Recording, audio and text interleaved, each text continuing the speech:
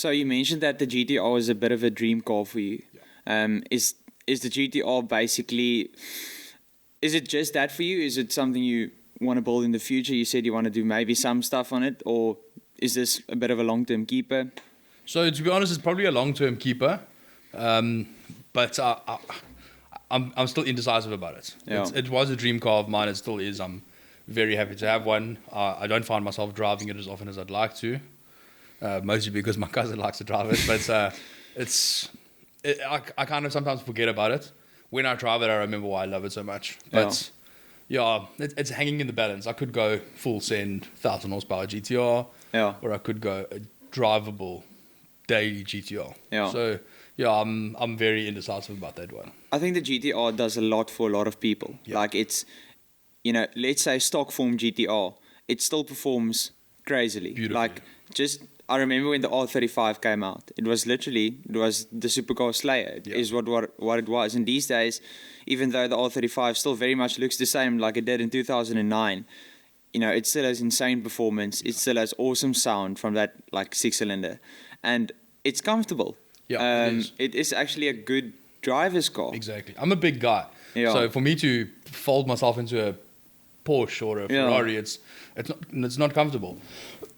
In the GTR, I don't have that problem. And to be honest with you, if you park a GTR next to a Ferrari, some guy walks past with the camera, he's not taking photos of a Ferrari. Yeah, no, definitely. I remember the chat I had yesterday with the Porsche Club president. He said the same, like Porsches, even if he loves them, Porsches and Ferraris, often people aren't that interested anymore in them. They want something crazier. Yeah. So the GTR, I must say, like, I'm not a massive JDM fan. I do like my German cars. I think you do. But there's a lot of appreciation to be had. Yeah, for a car I can like respect what they've done with the car and why they've made it the way it is. Yeah. So you also had a new acquisition recently, the G80 M3, which is... I actually had 2 in the last month and a half. Yeah, you're like looking, maybe 4 hours, But I actually... So very controversial, of course, the grille and whatever, the design. But as I told you earlier, like BMW knew what they were doing. The new people would get used to it. Yeah. The new people would start to like it. And even when you're inside, not looking at the front fascia, it drives insane. It's beautiful. It is, like, just the performance of it is leaps and bounds above what it was. Yeah, absolutely. And I think what's very cool now is you also have the options of X-Drive being the 4-wheel drive and now the 2-wheel drive. Yeah. Manual is still there. I don't think the manual came to South Africa. Oh, not in South Africa. Otherwise, I would definitely have one. Yeah. And people, I actually thought, like, these days with your sports German sedans, the manual's a bit redundant. I don't know, the manual fits to like a small, nippy, sports cars. Let's say Porsches, it does fit to that kind of character. And I was just wondering how would that still fit. But it seems like people are quite for the manual or the automatic box. Like, there's no difference. So for a daily driver, I think automatic, obviously, it's the way to go. But manuals, you can have a lot of fun in them. Yeah. So with the G80 you had a red one and then now have a grey one. Yeah. Why the change? So I'm a very impatient man. I knew that I wanted a G80. I didn't know which one I wanted. So I ordered a Toronto red one, which is the one that I originally got, which is the rear wheel drive model. It was well spec'd, but because I didn't want to wait, it could have been better spec'd. So I got the car, had it for a little while. Then one came onto the market that I wanted. So the Brooklyn Grey was the color I originally wanted. Yeah. The red seats, the red leather was the interior I originally wanted. And the X-Drive was obviously the chassis I originally wanted. Yes. None of that was available when I decided I wanted the car. Yeah. And the reason I got a G80 so late is because, like everybody else, I didn't like it. Yeah. I looked at the pictures of the car and I hated it. And one day I woke up, I think me and him were having a conversation when I was planning on selling my Jeep. One day I woke up and I said, that's the car I want. And not 24 hours later did I have that car in my garage. Mad. So it was, when I saw the car in real life, it was about 12 o'clock at night. We had to go fetch it from a trucking depot in Kraaifontein because we want to wait. Very sketch. Yeah, me and a few of my mates and my cousin went there, picked up the car, and I fell in love with it. But then I also knew kind of what I wanted in the car. Because I wasn't too sure about colours, but I liked the Brooklyn Grey. So now, having driven the car for a couple of weeks, I knew exactly what I wanted. So I went to BMW SMG Century City and I spec'd my own one. Unfortunately, Brooklyn Grey wasn't a color. It was a white one, X-Drive black interior, but fully spec'd. Yes. Spec'd exactly how I wanted it. I paid the deposit, and then the evening I paid the deposit, the exact car I wanted. Brooklyn Grey, red leather interior with all the interior spec that I wanted. Came for sale on the market, so I bought that car. 48 hours later, it was here in Century City, which I fetched.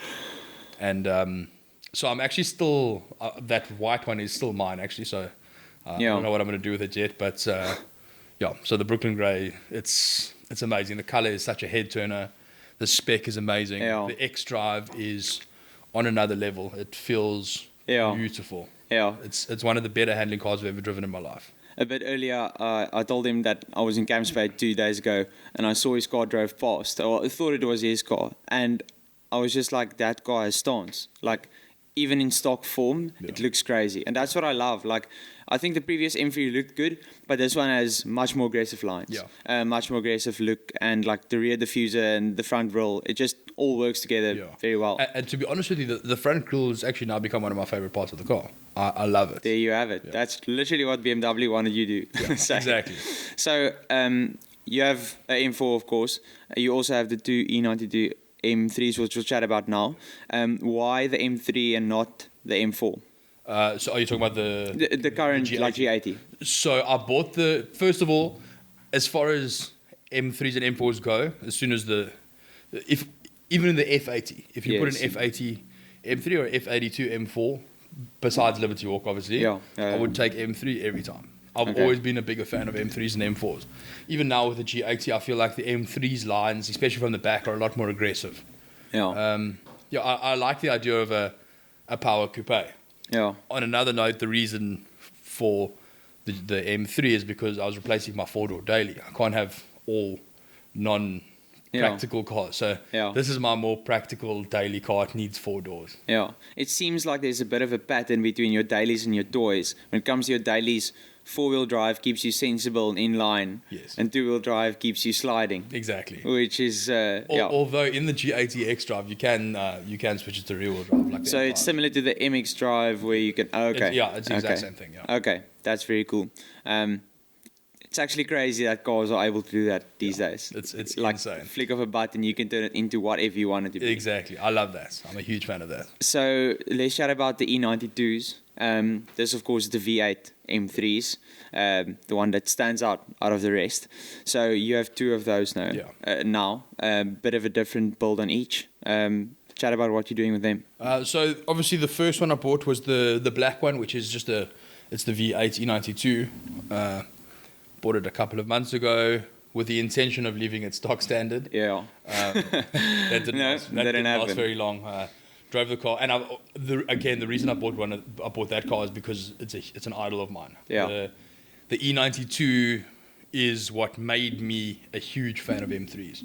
The E36 was cool and the E30 was cool and I loved them. The E92 made me an M3 fan. It made me want an M3. So when I was older and I could afford, dream come true. Exactly. So I bought it.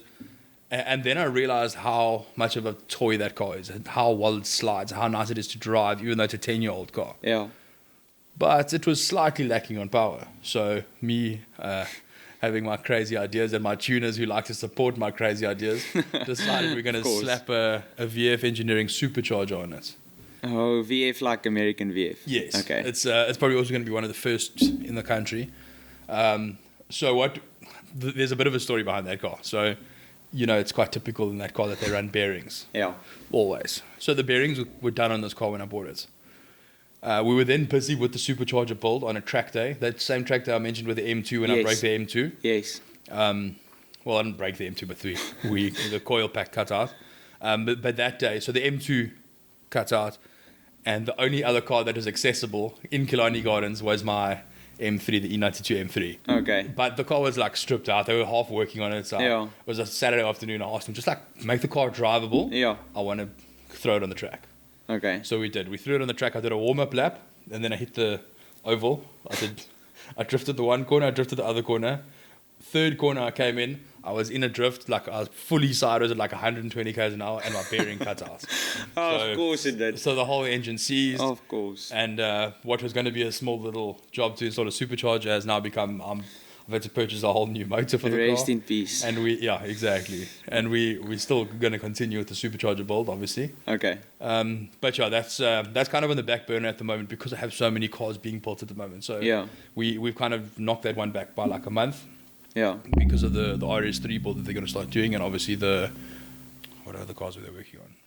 Oh, it was the M2. They were just kind of finishing up with that. Yeah. Is that is both E92s automatic or manuals? No, so the black one's DCT, Okay. and the white one's manual. Okay. So the white one's obviously a bit of a different story. Yes, please. That's the most interesting one by far. Yeah, that's so it all started out with me being scammed.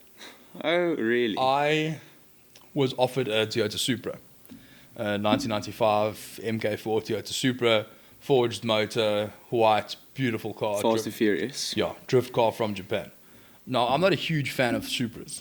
I'm a fan of the motor. So, I got in contact with this guy, or he got in contact with me. I thought it was a really good deal. It was 535k for a fully built motor Supra, imported, landed here from Japan. So I was like, wow, what a deal. Paid the money over, then the guy basically ran away with my money. I was doing a little bit of research and I contacted a friend of mine in Cape Town. I told him the story. And I initially spoke to him to help me get the money back. He then mentioned to me that he was busy building a E92 with a 2JZ and he wants to sell it. He's never driven the car. It's been built for 3 years. Yeah. So this sparked my interest. I said, forget about the money. Let's talk about this E92. So he's a very good guy. He's quite a big name in the car industry. I won't mention his name for privacy, but he's a very nice guy. He's become a very good friend of mine. He's built some crazy cars. He said, I'm not going to sell you the car until you come to Kimberley with me and you physically lay eyes on the car. Yeah. Which I felt was quite nice of him. So probably the next week I took Renato, my tuner. I took him and myself. We flew up to Kimberley, looked at the car, and it was a done deal. It's built by Bobby Bruce. He builds some insane cars. He's the king of 2JZs in South Africa. I saw the attention to detail going to this car, and I had to have it. Yeah. You showed me pictures of the engine, and it's unbelievable, the craftsmanship, as you said.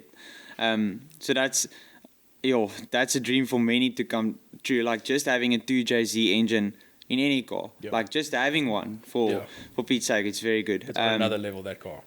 Have you driven it extensively or not really? I've never driven that car. So you're still waiting for I've never even sat in the driver's seat. So you are probably itching. Yes. Okay. So we kind of in the final month of the build now. Okay. We were basically ready. Then there was a nitrous incident with the intercooler. So they've had to restore or rebuild the intercooler. And then we should be good to go. Okay. So I'm going up to Joburg this week, and on the way back from Joburg, we're going to make a stop in Kimberley and hopefully get a bit of a more accurate update. Yeah, that should be exciting. Yeah, so before we touch on Disturbing the Peace, I want to quickly just touch on the RS3 too. You have that? Yeah. Is that also just another build, push up the power to 900 horsepower and like... Yeah. Absolutely. So the RS3, I'm not a huge Audi fan, but I've always liked the RS3.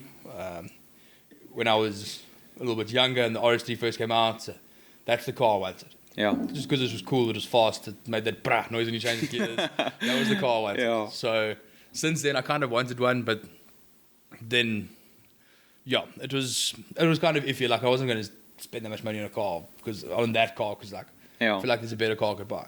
Yeah. But I can't actually mention the company because it's still a secret in development. But this company from Germany contacted my tuner and said, if you have anybody with this car, we're building this kit for it.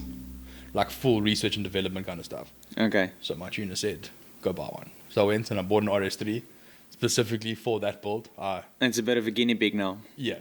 Okay. To be honest with you, I've probably driven that car 500 Ks, if that. Yeah. We in the interim we did the usual exhaust intake downpipe software. Yeah. It was cool. Yeah. Not fun for me. It was okay. But this build that we're doing, it's It includes a big turbo, the biggest turbo you can physically fit in the RS3 chassis. It's also going to be a one-of-one build. It's never been done before. Chances are it's not going to be done again. It's everything. Fully forged motor, like complete rebuild of the car. Yeah. It's going to be unrecognizable, and it's going to be, I'm not going to claim times, but it's sub 10 second drag. But me and mile. Ramiz are going to have a chat about that car. I can tell you that much. And, Yeah. you know, he's got that fastest TTRs in the country. Yeah. We may be in the Might same have a kind of meeting. league. Yeah, we might have a little meeting one day. No, All the respect to him, but I'd love to beat him. I've seen those RS3s, like those 5 cylinders, achieve miracles. Like on drag strips, on quarter miles, it's unbelievable what those like specifically tuned RS3s can do. So what yours is going to do, I'm quite scared of. Yes, me too. But I hope you come alive out of that. Out of that first drive. I may or may not be the driver when we're trying to set times like that. Yeah. But yeah, that car's going to be insane. And obviously, it's not going to be a street car. It's going to be full track focused car. Yeah. Quarter mile at a time, kind of Dom Toretto kind of stuff. There we go. Stripped interior. It's not going to be a drivable car. You can't take that car to. There we go. Pick n Pay. Yeah.